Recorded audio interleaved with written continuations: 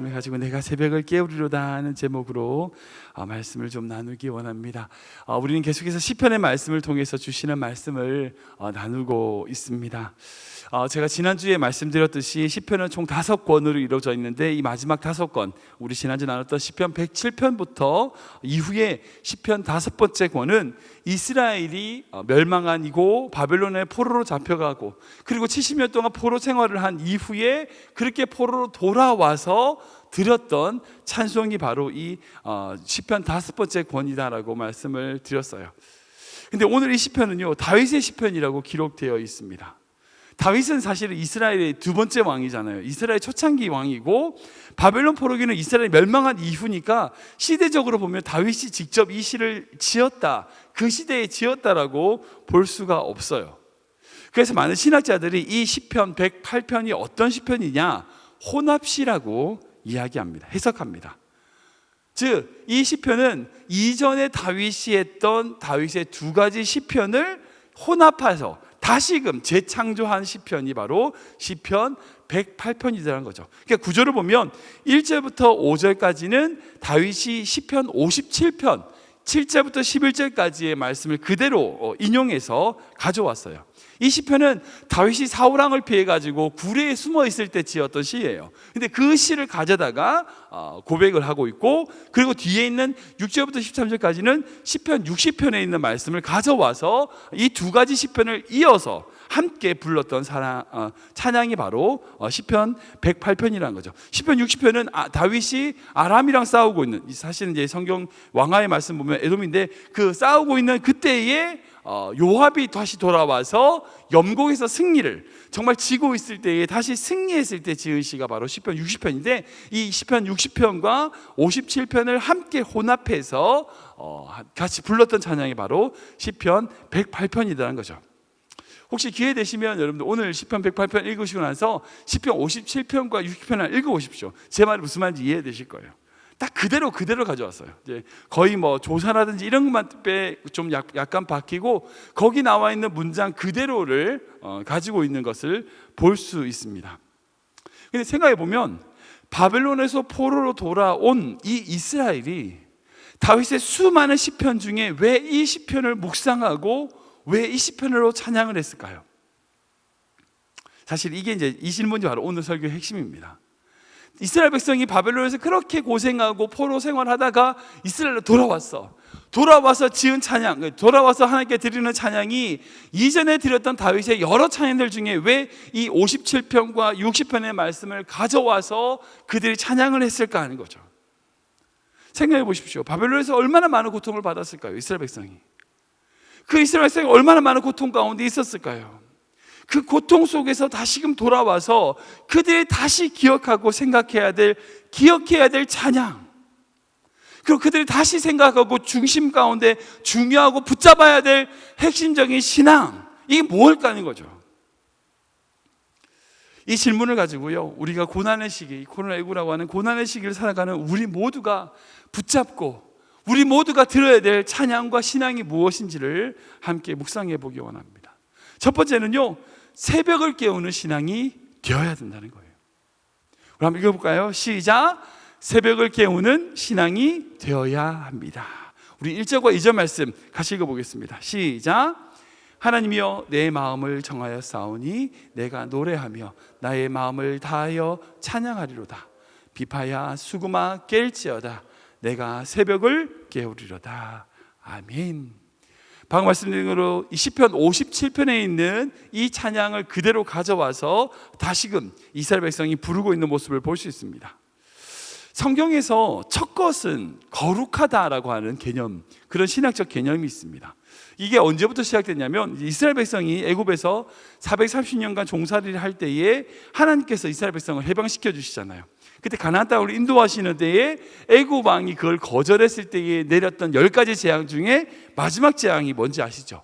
바로 장자의 죽음입니다. 그러니까 모든 것의 첫 것은 다 죽어버린 거예요. 짐승이든지 사람이든지 무엇인지 첫 번째 태어나는 아들, 딸, 뭐든지 첫 번째 것을 다 죽이는 재앙이 바로 10번째 재앙이었어요. 그때 애굽 땅에서 살고 있는 이스라엘 백성이 유월절이라고 하죠. 양의 피를 문설주에 발라서 하나님이 그것을 넘어가는 유월, 넘어가는 절기를 지켰는데, 그때 이스라엘 백성에게 장자를 지켜주셨어요. 그때부터 하나님이 이제 이후에 여러 율법의 말씀을 통해서 뭐라고 말씀하시냐면, 첫 것은 내 거다, 내 것이다 라고 말씀하셨어요. 즉 짐승의 첫 번째 새끼라든지 처음 열매, 처음 거두는 곡식, 어떤 거든지요, 처음 것은 하나님의 것이다 라고 하는 개념이 그때부터 신학으로 잡혀 있었습니다. 즉 성경에서는요, 첫 것을 거룩하게 구별하여 하나님께 바친다는 개념으로 물질도 맨 처음 헌금을 이제 드리는 그런 것들을 볼 수 있죠. 그래서 어떤 청년들은 제일 처음 직장에 출근했을 때에 첫 번째 월급을 전체 다 이제 헌금을 드리는 그런 좋은 예들도 있습니다. 아무튼 첫 번째 것은 하나님께 드린다. 이것이 성경에서 제일 중요한 개념이죠. 근데 그게 물질이나 사람뿐인가? 아니요, 시간도 마찬가지입니다. 첫 번째 시간을 하나님께 드린다. 이것이 바로 어찌 보면 삶의 순서라는 거죠.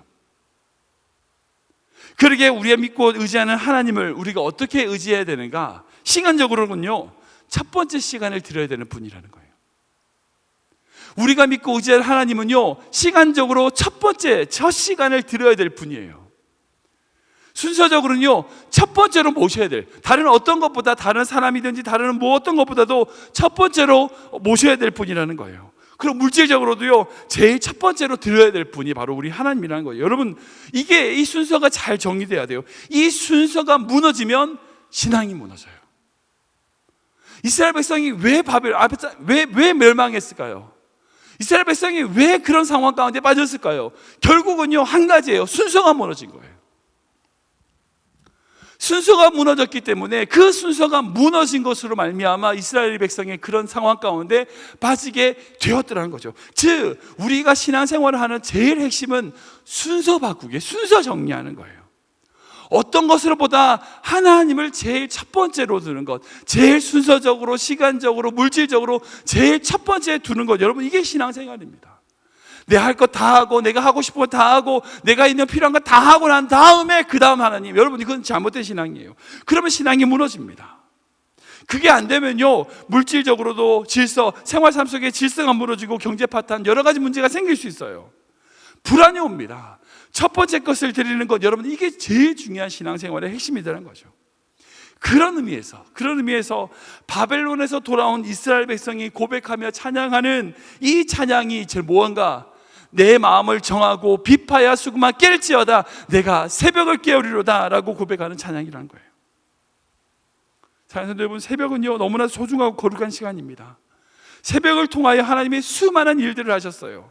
그리고 그 새벽에 하나님이 일하신다고 말씀하십니다. 그리고 그 새벽을 바로 사용하면요, 하나님이 기뻐하시고 하나님이 영광 받으시는 삶이 될 수 있다는 거예요. 왜? 하나님을 제일 첫 번째 순서로 올리기 때문에. 그러기에 시편 저자는 마음을 다하고 마음을 정하여 하나님을 제일 처음 찬양하겠다고 고백합니다. 그게 바로 뭐예요? 비파야 수금아 깰지어다, 깨운다라고 말하고 있어요. 즉 비파와 수금 등 모든 악기를 연주하고 막기를 연주하며 고요한 아침을 하나님을 찬양하는 것으로 깨우겠다는 거예요. 찬양으로 깨우겠다는 거예요. 저는 우리 귀한 크리미널 하는 성교 모든 성도님들이 이 삶의 순서를 잘 정리하시는 성도님 되시길 축복합니다.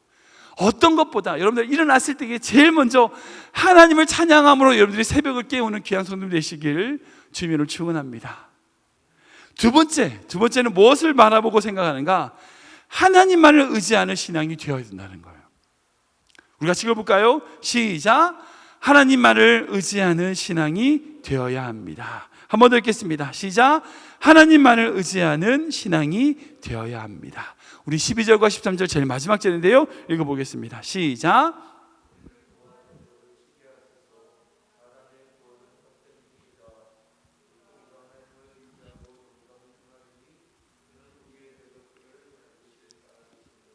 아멘, 아멘. 이 시의 뿌리가 되는 시편 60편 말씀을 보면요, 다윗이 전쟁에서 승리했다라고 되어 있는데 쉽게 승리하고 드렸던 찬송이 아니에요. 이 시의 배경이 되는 열왕기상 11장을 보면 이스라엘 백성이 에돔과의 전쟁에서 1차로 패하게 됩니다. 공격에 빠졌어요. 어떻게 할 수 없는 상황이었어요. 그때 마침 요압이라고 하는 이스라엘의 부하 장수가 군대를 다시금 이끌고 와서 극적으로, 정말 극적으로 승리하고 지은 시가 바로 시편 60편의 말씀입니다. 지금 어찌 보면 바벨론 포로에서 돌아온 이스라엘의 상황과 동일한 거예요. 자신들의 조상들의 죄악으로 말미암아 이스라엘이 멸망했어요. 에돔에게 한번 졌던 것처럼 이스라엘에게 멸망했어요. 성전이 무너졌고요, 나라를 빼앗겼어요. 모든 백성들이, 정말 이스라엘 백성의 모든 지도자들이 다 바벨론의 포로로 끌려갔어요. 그런데 그 포로로 끌려갔던 이스라엘 백성이 다시금 하나님의 은혜로 이스라엘로 회복이 된 거죠. 자신들이 잘해서요? 아니요. 자기들이 나라를 바로 세워가지고 다 전쟁을 해서 이겼어요? 아니요. 아무것도 안 했어요. 전적으로 하나님께서 바벨론의 왕의 마음을 돌이키셔가지고 그렇게 된 거예요. 그러니까 자기들이 뭔가 한 게 아니에요. 그저 바벨론 왕에게 하나님의 감동을 주셔가지고 바벨론 왕이 이스라엘 백성은 자기 나라로 돌아가라 라고 해서 돌아온 거예요. 그런 이스라엘 백성에게요, 지금 다윗의 이 시편은 큰 위로가 됐을 것입니다. 왜 위로가 됐을까요? 자기들도 마찬가지로 하나님의 전적인 은혜로 말미암아 다시금 돌아왔다고 고백했기 때문이에요. 그 위로뿐 아니라 그들은 또 한 번 그 속에서 다짐을 했을 거예요. 어떤 다짐일까요? 이제 세상 의지하지 않겠습니다. 사람 의지하지 않겠습니다. 사람의 구원이 헛되다고 고백하잖아요. 사람 의지하지 않겠습니다. 오직 하나님만을 의지하겠습니다 라는 거예요. 그렇게 하나님만을 의지하고 승리한 그 다윗의 찬송을 보면서 이스라엘 백성이 어땠을까요? 그 마음이 어땠을까요? 얼마나 신이 났을까요? 얼마나 힘이 났을까요? 지금 우리도 마찬가지입니다. 우리의 삶도 마찬가지입니다. 승리하는 삶은요, 승리를 약속하신 주님의 약속을 붙잡을 때에 승리할 수 있어요. 승리를 확신할 때에 모든 일에서 감사할 수 있어요. 현재의 고난을 이겨낼 수 있고요, 그 너머에 있는 가능성, 새로운 소망을 바라볼 수 있어요. 좁은 문으로 들어간다 할지라도요, 그 좁은 문이 아니라 그 좁은 문이 승리라고 하는 확신이 있을 때에 좁은 문은요, 축복의 문이 돼요. 아무도 인정해주지 않는다 할지라도 하나님이 이것이 맞다라고 하는 그 믿음의 확신이 있을 때, 여러분, 그 믿음의 확신으로 걸어가는 길은요, 결코 외롭지 않아요. 더 나아가 그 길이 바로 축복의 길이라고 고백할 수 있어요. 중요한 것은 내 삶이 지금 좁은 문인지, 어떤 길인지, 골짜기인지, 어떤 환경인지가 아니라 지금 내가 누구를 의지하고 있냐는 거예요. 사람을 의지하고 있다면 그 길은 비참한 길이 될 수 있어요. 그러나 하나님이 그 길이 맞다라고 말씀하시고 하나님이 승리를 주신다라고 하셨다면 그 길은 축복의 길이 되는 거죠. 말씀을 정리합니다. 살다 보면요, 때로는 실패할 때가 있습니다. 물론 우리뿐 아니라 모든 역사적인 인물들, 모든 사람들이 다 그렇죠. 어떤 사람이 그냥 성공만 한 인생 없습니다. 실패할 수 있습니다. 이스라엘 백성들이 포로로 잡혀갔듯이 다윗이 사울왕을 피해가지고 굴에 숨어가지고 벌벌 떨고 있는 그때든지, 아니면 다윗이 에돔에게 한번 져가지고 정말 곤란한 상황에 빠져 있든지, 누구나 실패할 수 있습니다. 실패한 시간을 보낼 수 있습니다. 근데 어리석은 자는요, 그 실패의 근원을 찾지 않고 또 실패해요. 그게 어리석은 거예요. 근데 반대로 지혜로운 사람은 누구예요? 실패의 원인을 찾아서 다시 실패하지 않는 거, 이게 지혜로운 자예요. 실패는 누구나 할 수 있어요. 괜찮아요. 누구나 할 수 있어요. 다 해요. 그러나 그 실패로 그냥 생각하고 좌절해버리고 끝내버리면요, 어리석은 자가 되고, 그 실패로 하여금 다시금 하나님이 원하시고 기뻐하시는 것이 무엇인지를 깨닫고 다시 실패하지 않는 길로 걸어가는 것, 이것이 지혜라는 거예요. 지금 이스라엘 백성은요, 자신들의 조상들의 그 죄악으로 말미암아 멸망했던 이유를 정확하게 분석하고 그것을 이겨내기 위하여 이 두 찬송을 부르는 거예요. 자신들이 그렇게 다시금 실패하지 않기 위하여 구약에 불렀던 그 수많은 시편, 다윗의 시편들 중에서 이 두 시편을 찾아내서 인용하여 다시금 찬양하고 있는 모습을 볼 수 있습니다. 새벽을 깨우리로다. 비파야 수금하야 깰지어다. 내가 새벽을 깨우리로다.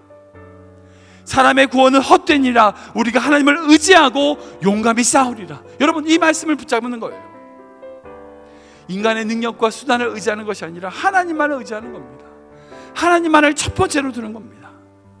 이 신앙의 고백과 이 찬양이 이스라엘 백성, 지금 이스라엘 백성의 그 찬양의 고백 속에 담겨 있더라는 거죠. 이 신앙의 고백처럼 우리의 신앙도 이렇게 고백해야 될 줄 믿습니다. 어려운 시기예요. 물론 어렵습니다. 실패할 수도 있고 좌절할 수도 있겠지만 이 어려운 시기에 우리가 드려야 될 찬송이 뭘까요? 다른 어떤 것보다 하나님을 첫 번째로 모시는 깨어있는 신앙, 다른 것을 의지하지 않는 하나님만을 의지하는 신앙, 우리가 그 신앙으로 나아가는 귀한 성도님 되시길 주님의 이름으로 축원합니다.